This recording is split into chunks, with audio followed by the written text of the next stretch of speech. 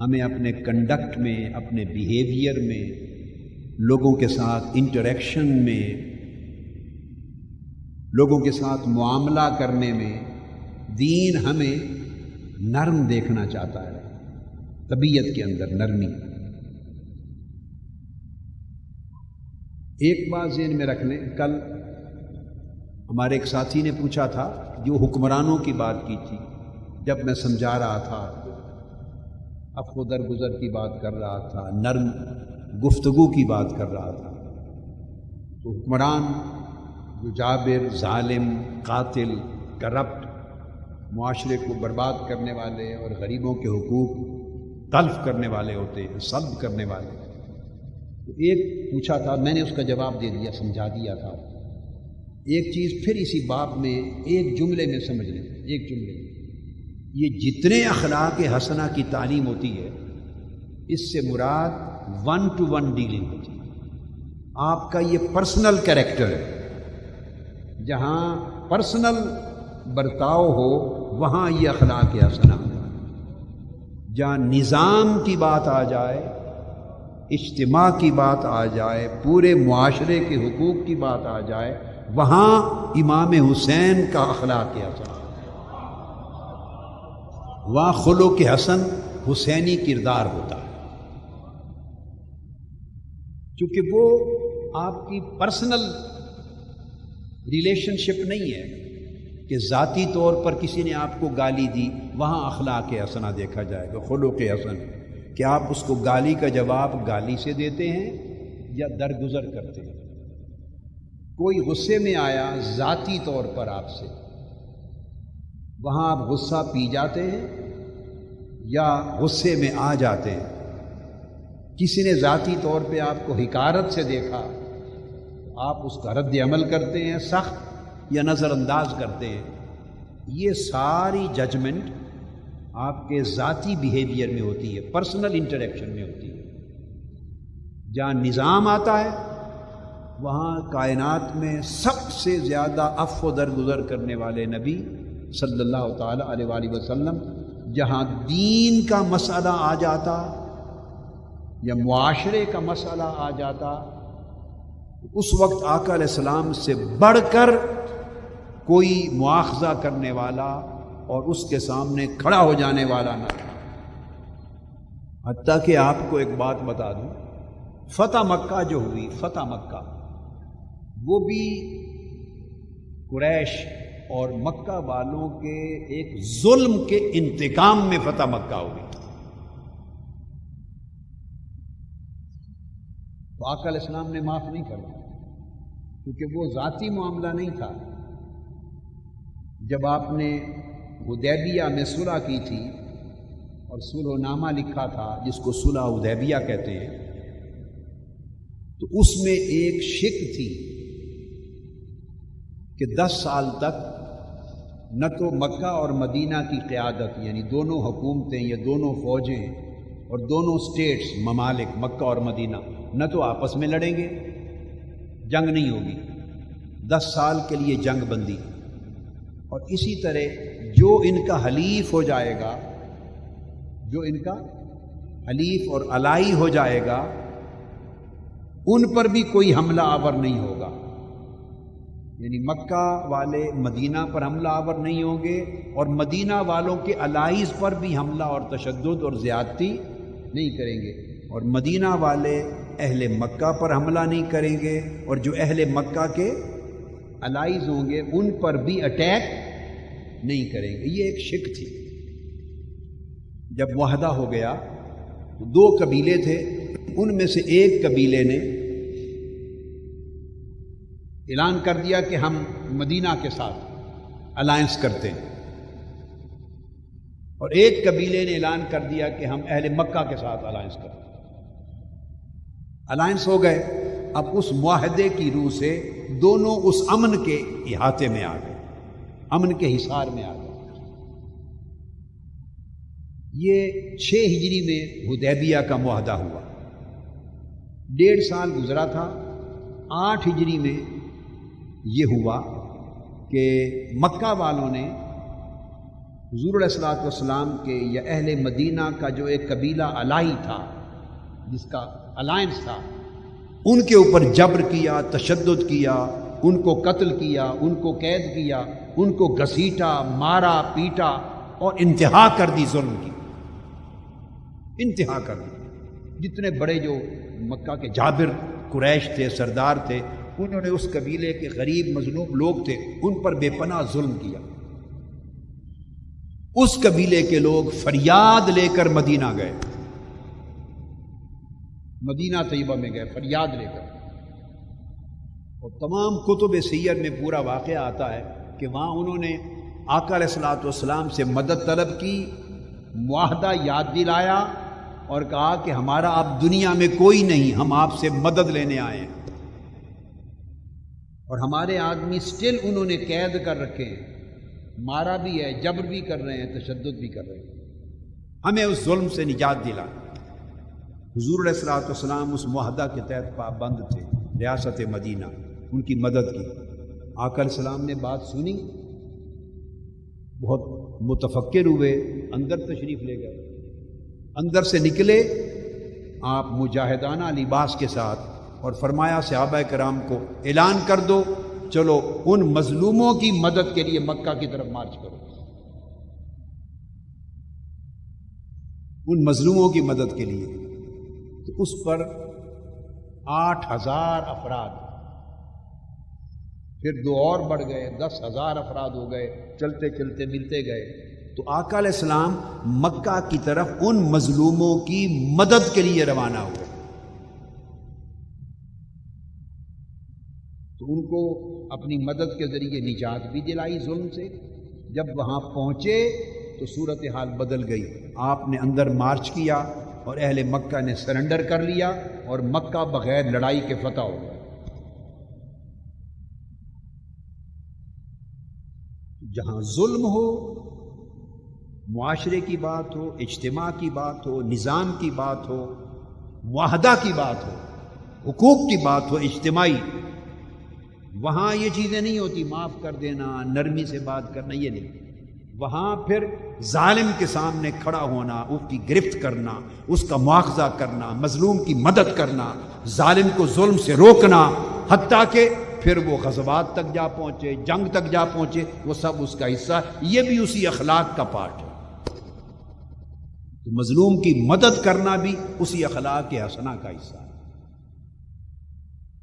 تو یہ میں نے کہا تھوڑی اور بھی میں اضافہ کر دوں اس چیز پر کہ یہ جتنی تعلیم ہے یہ ایک فرد کی حیثیت سے آپ کے نجی معاملات میں، نجی تعلقات میں، آپ کی پرسنل ریلیشن شپ میں، یہ سارے اخلاق اس میں، آپس میں آپ کیسے ڈیل کرتے ہیں، اپنی فیملی میں کیسے ڈیل کرتے ہیں، اپنے بیوی بچوں کے ساتھ کیسے ڈیل کرتے ہیں، اپنے پڑوسیوں کے ساتھ، اپنے اعزاء اقارب کے ساتھ، اپنے دوست احباب کے ساتھ، اپنے کولیگز کے ساتھ، معاشرے کے عام انسانوں کے ساتھ، جو بھی آپ کے ساتھ برتاؤ میں آتا ہے اس کے ساتھ آپ کا برتاؤ کیا ہے، آپ کی زبان کیسی ہے، آپ کا چہرہ کیسا ہے، آپ کی سوچ کیسی ہے، آپ کا رویہ کیسا ہے، یہ ساری چیزیں نجی تعلقات میں آتی ہیں۔ یہ عنوان ہے اخلاق حسنہ۔ اور مظلوم کی مدد یہ بھی اسی اخلاق حسنہ کا حصہ ہے۔ وہ آتا ہے جب کوئی ظالم ظلم کرتا ہے اور وہ ظلم سے نہ رکے تو مظلوم کی مدد بھی آپ پر واجب ہے۔ تو مظلوم کی مدد نہ کرنا بھی بدخلقی ہے، بد اخلاقی ہے، پھر آپ مجرم ہیں اللہ کے، تو یہ ایک الگ سبجیکٹ ہو جاتا ہے۔ تو آج کی گفتگو کا عنوان میں نے قرآن مجید کی ایک آیہ کریمہ کو، بلکہ 2-3 آیات کریمہ کو بنایا۔ حلم، جس کو ہم تحمل، بردباری کہتے ہیں، یہ ایک ایسی خوبی ہے، اخلاق حسنہ کی ایک ایسی خوبی ہے کہ اللہ تبارک و تعالی نے حلم کو، بردباری کو اپنی صفت قرار دیا، اپنی صفت، اور فرمایا بے شک اللہ تعالیٰ بہت بخشنے والا اور بڑا حلم والا ہے۔ اللہ بڑا بردبار ہے اور بڑا بخشنہار ہے۔ تو بندے کو سکھایا کہ تو بھی بخشنے والا بن اور درگزر کرنے والا بن دوسروں کی خطاؤں پر، دوسرے کی زیادتی پر، اور کوئی زیادتی تجھ سے ہو جائے تو اس کو برداشت کرنے والا بن، ٹھنڈی طبیعت رکھ، بردبار بن۔ تو اللہ نے چاہا کہ وہ اپنی صفت کا عکس اپنے بندوں میں ڈالے۔ تو اخلاق حسنہ کا معیار یہ ہے، تخلقوا باخلاق اللہ، اللہ کے اخلاق کا رنگ چڑھا لو۔ اور سب سے زیادہ اللہ کے اخلاق کے رنگ میں جو رنگا گیا اور جس کے خلق سب سے زیادہ اللہ کے اخلاق میں بدل گئے، اور جو اللہ کی صفات کا رنگ جس پر چڑھ گیا اور اپنے بشری انسانی اخلاق و صفات اتر گئے اور الوہی صفات اور اخلاق جس میں آ گئے، اس ذات ستودہ صفات کا نام محمد مصطفیٰ۔ آقا علیہ السلام سراپا الوہی اخلاق سے بہرور ہو گئے۔ اس لیے آپ کو فرمایا گیا انک لعلی خلق عظیم، کہ حضور علیہ السلام کے اخلاق کو اللہ نے عظیم کہا۔ اب اللہ چاہتا ہے کہ میرے اس خلق کا رنگ میرے باقی بندوں پر چڑھے، پھر اپنی صفت بیان کی کہ اللہ بڑے حلم والا ہے۔ پھر اللہ رب العزت نے سورہ ہود میں پہلی آیت آل عمران میں، پھر سورہ ہود میں اللہ رب العزت نے سیدنا ابراہیم علیہ السلام کی خوبی بیان کی۔ ابراہیم علیہ السلام فرمایا ان ابراہیم لحلیم، میرا بندہ ابراہیم بڑا تحمل مزاج تھا، اس میں بڑی تحمل مزاجی تھی ابراہیم میں، بہت حلیم اور متحمل مزاج تھا۔ یہ ابراہیم علیہ السلام کی خوبی بیان کر رہی ہے۔ اور اواہ، اور میرے حضور آہوزاری کرنے والے تھے، اور منیب، اور میری طرف بہت رجوع کرنے والے تھے۔ اب آپ دیکھیے اس ایک آیت میں ابراہیم علیہ السلام کی 3 صفتیں بیان کی ہیں۔ کتنی؟ بولیے 3۔ اب ان کی ترتیب دیکھیے، پچھلی 2 صفتیں، دوسری اور تیسری صفت وہ اللہ کے ساتھ تعلق میں کام آتی ہیں۔ پچھلی 2 صفتیں اللہ کے ساتھ تعلق میں ہیں، اور جو پہلی صفت بیان کی وہ اللہ کے ساتھ نہیں، وہ بندوں کے ساتھ تعلق ہے۔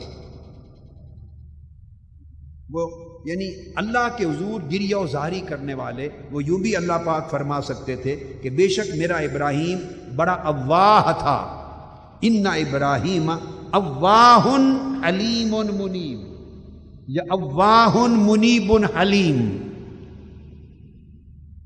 کہ میرا ابراہیم میرے حضور بڑی گریہ وزاری کرنے والا تھا، میری طرف بہت قلبی رجوع کرنے والا تھا، اور میرے بندوں کے ساتھ بڑا متحمل مزاج تھا، ٹھنڈا مزاج رکھتا تھا۔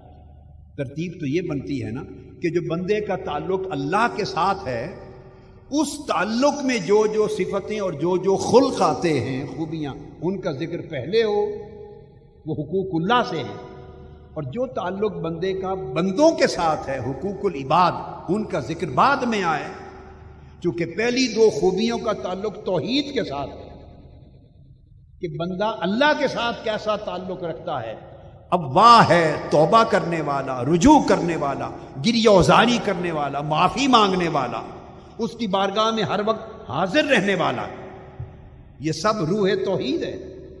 تو چاہیے تو یہ تھا کہ اس کا ذکر پہلے آئے، اور بندوں کے ساتھ کیسا ہے اس کا ذکر بعد میں آئے۔ لیکن یاد رکھ لیں، یہ قرآن مجید اللہ کا کلام ہے، آپ کے اور میرے کلام کی طرح نہیں ہے۔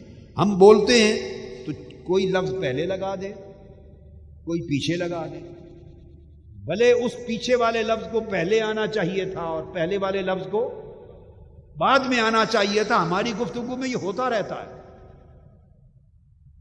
ہم سے یہ ہوتا رہتا ہے، مگر اللہ کے کلام میں ایسا نہیں ہوتا۔ اللہ پاک اپنے کلام میں ایک ایک لفظ کو بھی جہاں رکھتا ہے، اس سے بہتر رکھنے کی جگہ کوئی نہیں ہوتی۔ یہ ایک سبجیکٹ الگ ہے، یہ سبجیکٹ اعجاز القرآن میں آتا ہے اور قرآن کی بلاغت میں آتا ہے۔ مگر اتنی بات یاد رکھ لیں، قرآن مجید کی بلاغت کا یہ حصہ ہے کہ ایک لفظ بھی قرآن میں ایسا نہیں آیا، ایک لفظ بھی قرآن میں ایسا وارد نہیں ہوا کہ جس جگہ وہ وارد ہوا کوئی امکان بھی ہو کہ اس لفظ کو اس سے اور جگہ رکھا جاتا تو معنی اور بہتر ہوتا، ایسا پورے قرآن میں نہیں ہے۔ جس جگہ جو لفظ آیا ہے اس سے بہتر کوئی اور جگہ اس لفظ کے وارد کرنے کی تھی نہیں۔ یعنی ایسا نہیں اللہ نے پیغام بھیج دیا، جبرائیل امین نے آ کے جملے بول دیے تو لفظ جس جگہ فٹ ہو گیا، ایسا نہیں ہے، ایسا نہیں، یہ تو لفظ ہے۔ صیغہ بھی ایسا نہیں آیا، کوئی حرف بھی ایسا نہیں آیا، کوئی شد اور مد بھی ایسی نہیں ہے قرآن میں کہ بغیر شد کے بھی اگر 5 لفظ بھی اس معنی کو بیان کرتے تھے بلا تشدید، تو اللہ پاک نے ایسا نہیں کہ یہ لفظ لگا دیا کہ اگر وہ لفظ لگتا تو اور بہتر معنی دیتا، ایسا نہیں۔ جو معنی جہاں بہترین ادا ہوتا تھا اس کے لیے بہترین لفظ چنا، بہترین جگہ چنی، بہترین اضافت چنی، بہترین ترتیب چنی اور بہترین صیغہ چنا۔ یہی وجہ ہے کہ قرآن جا بجا فصحا بلغاء کو کہتا تھا تم اس قرآن جیسی ایک چھوٹی سی سورت بنا کے لے آؤ، اس قرآن جیسی چند آیتیں 10 آیتیں بنا کے لے آؤ۔ وہ عرب کے فصیح تھے، بلیغ تھے، شعراء تھے، ادب دان تھے، جاہلی ادب کی کتابیں موجود ہیں، قصیدے پڑھتے تھے، نظم لکھتے تھے، نثر بولتے تھے، طویل کلام لکھتے تھے، مسجع مکفہ کلام لکھتے تھے، اشعار بولتے تھے، ان کے فواصل تھے، ان کے مقاطع تھے، ان کے فواتح تھے، اور ان کی بلاغت تھی، ان کی فصاحت تھی، ان کا تالیف کلام تھا، ان کا نظم الفاظ تھا، ان کی ادائیگی یہ معنی تھا۔ الغرض اتنا عبور تھا ان کو لغت پر، زبان پر، فصاحت پر، بلاغت پر، کلام میں روانی پر، کلام کی سلاست پر، کلام کی دقت پر، الفاظ کے چناؤ پر، کہ عربوں جیسا کوئی فصیح و بلیغ دنیا کی کسی زبان میں تاریخ میں نہیں ہوا۔ ان کو چیلنج کیا کہ چھوٹی سی سورت، اگر یہ قرآن میں گھڑتا ہوں اور اللہ نے نہیں بھیجا تو میں بھی تو تمہیں میں سے ہوں نا، اگر میں نبی نہیں ہوں تو تم تو مجھ سے زیادہ بلیغ اور فصیح ہو، اس جیسی ایک سورت بنا کے دکھا دو، 10 جملے، آیتوں کا مطلب 10 جملے بنا کے دکھا دو۔ وہ قرآن کی 10 جملوں کا جواب نہیں بنا سکے، حتیٰ کہ ان کو تلواروں کا سہارا لینا پڑا۔ جنگ میں بڑی اینڈ پر لوگ جاتے ہیں، اگر دشمن کا صفایا چھوٹے طریقے سے کیا جا سکے تو جنگ و جدال میں جہاں اپنی جانیں بھی جائیں اور ان کی بھی جائیں، اس حادثے میں کوئی نہیں داخل ہوتا، جنگ آخری حربہ ہوتا ہے۔ دیکھو، اگر دشمن کو ناکام کرنے کے لیے، اپنے مشن کو کامیاب کرنے، دشمن کو ناکام کرنے، اسے معاذ اللہ جھوٹا ثابت کرنے، اس کے پیروکاروں کو ہٹانے کے لیے آسان نسخے سے کام چل جائے تو جنگ پر اور قتال پر کوئی نہیں جاتا، یہ آخری حل ہوتا ہے۔ چونکہ جنگ اور قتال تو پھر انجام آپ کے ہاتھ میں ہی نہیں ہے نا، پتہ نہیں آپ کے سردار ہی مارے جائیں۔ پہلی جنگ ہوئی بدر کی تو ابو جہل جیسے لوگ مارے گئے۔ تو یہ بہت بڑا ایک حادثہ جو ہے، چیلنج ہوتا ہے، رسک ہوتا ہے، اس مرحلے میں کوئی داخل نہیں ہوتا اگر آسان طریقے سے دشمن کا علاج کر سکے۔ تو آسان علاج تجویز کر رہے تھے آقا علیہ السلام، فَأْتُوا بِسُورَةٍ مِّن مِّثْلِهِ، اس جیسی ایک چھوٹی سی سورت بنا دو، 10 جملے ہی بنا دو۔ کیا 114 صورتیں میں نے دی ہیں، 114 صورتیں میں نے تمہیں دی ہیں، تم ان میں سے 10 جملے اس کی مثل بنا دو، چند جملے اگر بنا دو اس جیسے، تو پتہ چل جائے گا کہ اگر تم بنا سکتے ہو تو مان لیں گے کہ یہ میرے بنائے ہوئے جملے ہیں، یہ قرآن اللہ کا بھیجا ہوا نہیں ہے۔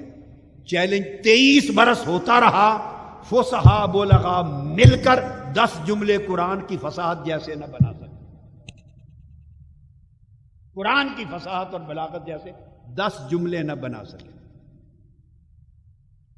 یہ ایک سمندر ہے، سمندر کیا، سمندر کو تو سی کہتے ہیں، یہ قرآن کی فصاحت و بلاغت کے اوشنز ہیں، اوشن ہیں، پیسیفک اوشن بھی پیچھے رہ جائے گا۔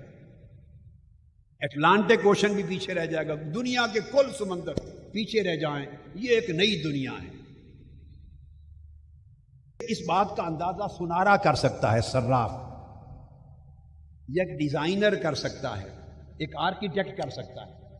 صراف کو پتا ہے کہ جب وہ بناتا ہے ایک ڈیزائن تو کون سا نگ کس کس رنگ کا کہاں لگانا ہے۔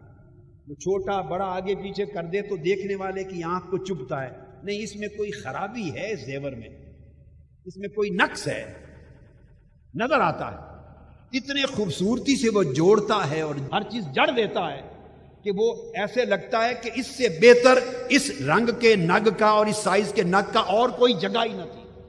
یہ تو ایک عام سادہ سی ایک مثال ہے۔ اس طرح آپ جب آرکیٹیکٹ کو لیتے ہیں، عمارت کا نقشہ بناتا ہے، کامل آرکیٹیکٹ وہ ہوتا ہے کہ وہ ہر چیز کے سائز بناتا ہے، اس کے کلر بناتا ہے، اس کے ڈیزائن بناتا ہے، ہوا پہنچاتا ہے، روشنی پہنچاتا ہے، اتنا نظام کرتا ہے۔ جب آپ تیار شدہ مکان دیکھتے ہیں سوچ کے کہتے ہیں کہ اس سے بہتر ایڈجسٹمنٹ ہو ہی نہیں سکتی تھی۔ یہ میں آپ کو صرف مثال دے رہا ہوں، یہ بات سمجھ میں تو آتی ہے نا، سمجھ میں آتی ہے نا۔ اس کو آپ اونچا کرتے چلے جائیں، اونچا کرتے چلے جائیں، کرتے کرتے کرتے قرآن تک جا پہنچے۔ یہ تو بندوں کی مصنوعات ہے نا، بندوں کی تخلیقات ہے، قرآن تک چلے جائیں تو چیلنج ہو فصحا اور بلغا کو کہ اس جیسے چند جملے بول دو۔ انا اعطیناک الکوثر فصل لربک وانحر ان شانئک ھو الابتر۔ آپ تینوں چھوٹی آیتوں کا وزن دیکھیں اور وزن کی اینڈ پر مقاطع ہر ایک کے فصل کو دیکھیں، وزن دیکھیں، شعر بھی نہیں ہے اور شعر سے خوبصورت آواز بھی ہے۔ یہ ایک موضوع الگ ہے، میں ادھر جانا نہیں چاہتا، وہ سبجیکٹ رہ جائے گا۔ یعنی کیا کمال ہے قرآن کا۔ مثلا جنت میں چشمے کا ذکر ہے،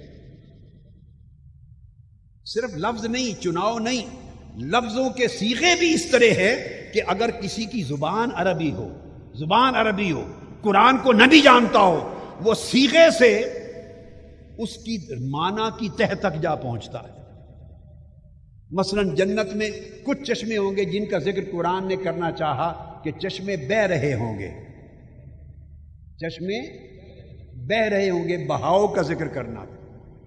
کسی جگہ ذکر چاہا قرآن نے کہ وہاں سے چشمے پھوٹیں گے، چشمے پھوٹیں گے۔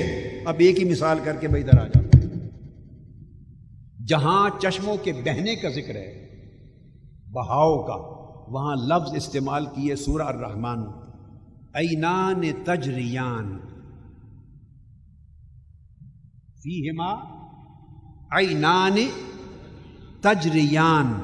چونکہ چشمے بہہ رہے ہیں اور جب پانی بہہ رہا ہوتا ہے آرام سے، اس میں بہاؤ ہوتا ہے، اس بہاؤ میں ایک سکون ہوتا ہے، اس میں ایسا پھوٹنا نہیں ہوتا، بہاؤ میں پھوٹنا نہیں ہوتا، بہہ رہا ہوتا۔ جہاں بہاؤ تھا اس میں سکون چاہیے تھا، ایک حرف بھی تشدید والا نہیں لائے۔ فیما عینان تجریان، اور پھر عینان، پھر تجریان۔ اگر کسی کو تھوڑی سی سدھ بدھ ہو اس کی سمجھ میں آئے گی، لفظ سن کر پتہ چلے گا جیسے کوئی چیز بہتی جا رہی ہے، جیسے بہتی جا رہی ہے، بہاؤ ہے۔ عینان تجریان۔ اب انہی چشموں کا ذکر آگے ہے اور جگہ۔ وہاں مراد کیا تھی؟ وہاں سے چشمے پھوٹیں گے، تو جب پھوٹنے کی بات تھی وہاں فرمایا عینان نداختان، نداختان، دعات پر شد لگائی۔ اب میں لفظ بولتا ہوں نداختان، اب نداختان آپ کو عربی نہیں آتی مگر بغیر عربی جانے نداختان سے بہاؤ کا معنی سمجھ میں آ رہا ہے یا پھوٹنے کا معنی؟ بولیے ایمانداری سے بتاؤ۔ نداختان، نداختان، اس میں کوئی چیز پھٹ رہی ہے اور کوئی چیز پھوٹ رہی ہے یا آرام سے بہہ رہی ہے؟ کیا فیلنگ ہے؟ یہ قرآن کا فہم ہے فیلنگز کے اعتبار سے، صوتی احساسات۔ قرآن کے لفظ میں صوتی نغمگی، صوتی معنویت بھی ہے۔ ہر لفظ کا ایک جو صوت ہے، ساؤنڈ، لفظ کی جو آواز، اس آواز سے بھی معنی نصیب ہوتا ہے۔ کون پیدا ہوا اس کائنات میں جو قرآن جیسا کلام دے سکے؟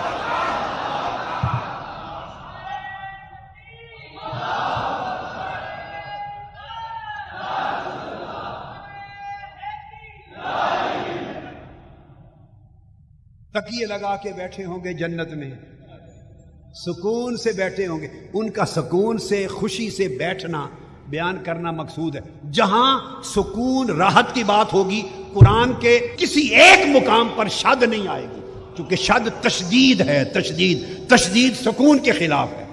آپ جب لفظ بولتے ہیں نا جس پہ شد آ جائے اس کو کہتے ہیں مشدد، اور جس میں شد نہ ہو اس کو بولتے ہیں سکون. جہاں بیان راحت کا ہو وہاں قرآن میں ایک حرف بھی مشدد نہیں بیان ہوتا. یہ انسان کر سکتا ہے ایسا؟ یعنی قرآن مجید جو بیان کرنا چاہتا ہے اس کے لیے حروف اور الفاظ کا بھی وہ چناؤ. دیکھیے انسان سوچتا، اگر انسان کا بنایا ہوا قرآن ہوتا نا تو وہ سوچتا ہے کہ جو رشتہ اللہ سے ہے اس کا ذکر پہلے آئے. تو ذکر یوں ہوتا ان ابراہیم اواہ منیب حلیم. اواہ یعنی ابراہیم میرے حضور بڑی توبہ کرنے والے، گریہ وزاری کرنے والے، میری طرف بڑا رجوع کرنے والے، اور لوگوں کے ساتھ معاملے میں بڑا تحمل مزاجی اور نرمی برتنے والے تھے. چاہیے یوں تھا، اللہ کا رشتہ پہلے، بندوں کا رشتہ بعد میں نہیں. لیکن یہ قرآن کی دیکھیے، یہ قرآن کا سلیقہ ہے جو سکھاتا ہے، اور یہ دین کو میں نے کہا کہ دین کا خلاصہ خلق حسن ہے. اس نے پہلے ابراہیم علیہ السلام کے اخلاق کا وہ حصہ بیان کیا جس کا تعلق بندوں سے ہے. ان ابراہیم لحلیم، میرا ابراہیم بڑے حلم والا، بردباری والا تھا. اس کے بعد اواہ منیب، تو اپنی ساتھ جو تعلق کی دو جہتیں ہیں ان کا ذکر بعد میں کیوں کیا؟ اللہ پاک یہی تو سمجھانا چاہتا ہے. بندے میرے حضور بے شک تو گڑ گڑا کے ساری رات روتا رہے اور توبہ کرتا رہے، رجوع کرتا رہے. جب میرے بندوں سے تو بڑے غصے کے ساتھ، روڈ طریقے سے اور بڑے اکھڑ طریقے سے بات کرتا ہے تو تیرا میری بارگاہ میں گڑ گڑانا بے معنی ہے. جا، مجھے کیا چاہیے تیری توبہ؟ تیرے گڑ گڑاہٹ کو میں نے کیا کرنا ہے؟ یہ سب بکاری ہے. اس لیے کہتا ہے اگر میری بارگاہ میں توبہ گریہ وزاری کرنی ہے تو میرے بندوں کے ساتھ بردباری کر. اگر میرے ہاں گریہ وزاری کرنی ہے تو پہلے میرے بندوں کے ساتھ بردباری کر. میں تمہاری بردباری دیکھوں، پھر تنہائی میں جب گریہ وزاری کریں گے آپ تو میں سمجھوں گا کہ یہ صحیح گریہ وزاری ہے. اس لیے ترتیب یہ رکھی. اچھا، اللہ پاک نے پہلے اپنی صفت بیان کی حلیم، کہ میں حلیم ہوں. پھر فرمایا میرا بندہ جد الانبیاء ابراہیم بڑا حلیم تھا. اور پھر دیکھیے ان ابراہیم حلیم بھی ہو سکتا ہے. آپ میری بات کو سمجھ گئے نا؟ ان ابراہیم حلیم بھی ہو سکتا ہے. تو یہ تو مبتدا اور خبر ہے، خبر دی جا رہی ہے. مگر حلیم سے پہلے لام لگائی تاکید کے لیے، اور وہ جو تاکید کی لام لگی اس نے معنی پیدا کر دیا. صرف تحمل مزاج نہیں تھا، لا تاکید لگانے سے بڑا تحمل مزاج تھا. لحلیم، ایک ایک حرف، قرآن ایک ایک حرف کے ذریعے پورا ایک پیغام دے دیتا ہے. پھر جب اپنی حلیمی بیان کر دی، ابراہیم علیہ السلام کی بر کر دی، اب آگے آئے. پھر ابراہیم علیہ السلام کو ہم نے بیٹا دیا. سورہ صافات آیت نمبر 99-101. صافات میں فرمایا ابراہیم نے مانگا مجھ سے بیٹا، رب کریم، رب حلیم، بڑھاپے میں مجھے اولاد دے. فرمایا رب حبلی من الصالحین. ابراہیم علیہ السلام نے دعا کی، وقال انی ذاہب الی ربی سیہدین. اللہ کی بات عرض کیا رب حبلی من الصالحین، میرے اللہ. ابراہیم علیہ السلام جا رہے تھے، ملک شام کی طرف ہجرت کر گئے، اور عمر ہو گئی تھی 90 برس. جب نکلے بابل سے، نمرود نے جب آگ میں ڈالا تھا، اس وقت آپ کی عمر مبارک 32 سال کے قریب تھی. جوان کیا 32 برس عمر مبارک تھی، جوان تھے جب نمرود کی آگ کا واقعہ پیش آیا. آپ چھوڑ کے نکل گئے، ملک شام گئے، مصر گئے، آپ ممالک میں گئے ہجرت کر کے. جب اسماعیل علیہ السلام پیدا ہوئے اور پہلے اسحاق علیہ السلام، اس وقت عمر 90 برس سے اوپر ہو چکی تھی.